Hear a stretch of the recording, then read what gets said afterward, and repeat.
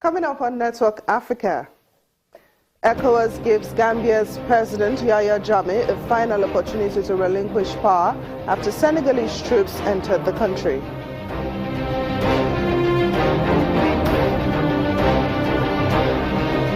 U.S. airstrikes in Libya kills over 80 Islamic State militants.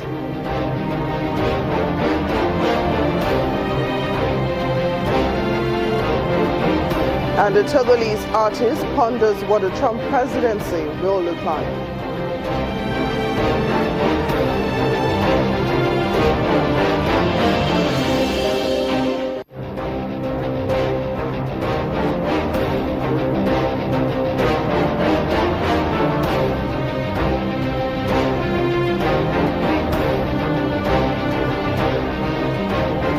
Hello and welcome to the program. I'm Temitope Fagbemi. The Gambia's longtime ruler, Yahya Jammeh, has asked for an extension of the deadline to stand down to be extended to 4 p.m. local time. This comes as West African leaders are in the Gambia to try to persuade Yahya Jammeh to cede power to his elected successor. Mr. Jammeh was given until noon today to leave office or be forced out by UN-backed regional forces, but the deadline was extended to allow for last-ditch talks. Troops have been told to halt their advance until the talks are over. The Economic Community of West African States, ECOWAS, is acting in support of new President Adama Barrow, who was sworn in yesterday in Senegal. Hundreds of Gambians celebrated in the streets, cautiously at first, and then gradually in larger numbers on Thursday, after President Adama Barrow was sworn in. Cars whizzed up and down the highway, lined with iron-roofed shops in the pro-Barrow Serekunda district of Banjul, with horns honking and people hanging out of car windows. I'm very happy. We have a new president now. We are very happy. Our president is very wicked. Is Yahya Jammeh. Now we have our president is Barrow. Alaji Mr. Barrow. The dictator is out. Yeah. Every time oppressing people, but he's still there. He's still there. You know. No, it's a question of time. Yeah. Just flush him out. Just flush him out. Believe me. Yeah. Barrow gave the oath in a tiny room in Gambia's embassy in the Senegalese capital, Dakar. During the brief inauguration speech, he asserted his new role as Commander-in-Chief of Gambia's armed services, ordering soldiers to stay calm and remain in their barracks. The new president added that those who do not would be considered rebels. Meanwhile, Senegal has deployed hundreds of soldiers to its shared border with the Gambia. Nigeria has pre-positioned warplanes and helicopters in Dakar and sent a Navy ship to the region. The United Nations Security Council has also backed efforts by West African states to ensure Gambian President Adama Barrow assumes power from Yahya Jammeh, but stressed that it should be pursued by political means first. But in truth, Mr. President, the Council shouldn't have to do this. The people of the Gambia spoke clearly at the elections in December. They chose Adama Barrow to be their president. Their voice now needs to be heard, and their will needs to be heeded by just one man. The resolution is clear. Former President Jammeh must respect the decision of the Gambian people and immediately hand over power. His failure to do so up until this point is only bringing uncertainty to the people of the Gambia. Jammeh, in power since a 1994 coup, initially conceded defeat to Barrow following the December 1 election, before backtracking, saying the vote was flawed. Fearing unrest, the United Nations estimates that thousands of Gambians have fled the country. Meanwhile, the U.S. State Department says the United States supports military action by Gambia's West African neighbors to ensure President Adama Barrow assumes power from Yahya Jammeh. Senegal's military entered Gambia on Thursday as part of regional efforts to support its new president, Adama Barrow, and remove longtime ruler Yahya Jammeh, who has refused to step down after last month's election. We support it because, and we're in touch with officials in Senegal, and we support it because we understand that the purpose is to help stabilize a tense situation and to try to observe the will of the people of the Gambia. Obviously, we're going to stay in close touch. This is just, as you rightly pointed out, Steve, this This decision was just recently made, so we're going to be watching this very, very closely. I don't have a lot of tactical information in terms of what's going on the ground. Obviously, it's very, very tense. And you're right. We have advised all U.S. citizens to shelter in place due to the risk of armed conflict, and we carefully ask them to carefully evaluate the security situation before attempting to resume any normal activities. We also stated very clearly that U.S. citizens who are able to leave the Gambia are advised to do so. The embassy is temporarily closed to all non-emergency services. As of noon yesterday, it remains closed today, and it will be closed tomorrow.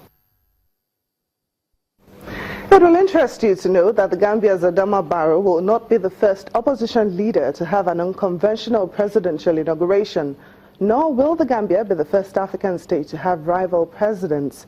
On December 4, 2010, Côte d'Ivoire's Alassane Ouattara was sworn in at a hotel in the commercial capital Abidjan, guarded by UN peacekeepers after the incumbent Laurent Gbagbo refused to accept defeat. Mr. Gbagbo also had his own inauguration earlier that day at the presidential palace in Abidjan. Mr. Gbagbo was arrested some 4 months later by French-led forces at the presidential palace and is on trial at the International Criminal Court for alleged war crimes. In contrast, Mr. Ouattara is still the president, having won a second term in 2015. Well, we hope to have more on the Gambia crisis when the VOA's Katharina Oije joins us from Banjul. In the meantime, UN Secretary General Antonio Guterres says he's alarmed at reports that children may constitute a large part of the force recruited and used by Al-Shabaab militants in Somalia. Mr. Guterres says it is estimated that more than half its force are children and that at least 60% of Al-Shabaab elements captured in Somalia's semi-autonomous Puntland region in March 2016 were children. In a report to the UN Security Council circulated this week, he says children were used in combat, with 9-year-olds reportedly thought to use weapons and sent to front lines. Children were also used in operations with explosive devices as spies and for carrying ammunition or performing domestic chores. While Al-Shabaab was the main perpetrator, the report says the Somali army and other groups also recruited and used children. We'll now take you back to the Gambia, where the VOA correspondent Katharina Oije is standing by. She joins us live from Banjul. You're welcome to the program, Katharina. Thank you. So what is the latest on the political crisis in the Gambia?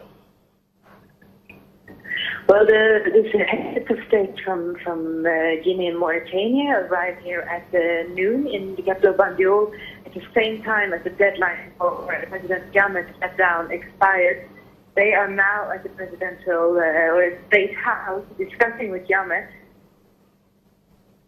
Trump is step down and Adama Barrow take up his role as president here in Banjul. Adama Barrow, who was sworn in yesterday in Dakar, outside the country, has now the backing of the ECOWAS regional bloc, the African Union, and also by the Security Council. It is the last attempt to try and have Jammeh step down before it actually goes to a military intervention. We know that we have Senegalese troops waiting by the border with Gambia, ready to go in if Jammeh continues to refuse to step down. So how likely is it that Mr. Jammeh will step down after talks with the Mauritanian and Guinean president? For instance, the former Gambian Foreign Minister Sadia Diop says no one in the army will die for Jammeh, as it commands little loyalty with the country's armed forces. How true is this? Jammeh is becoming more and more active here in the capital. He is losing support among his former allies, including the Gambian army.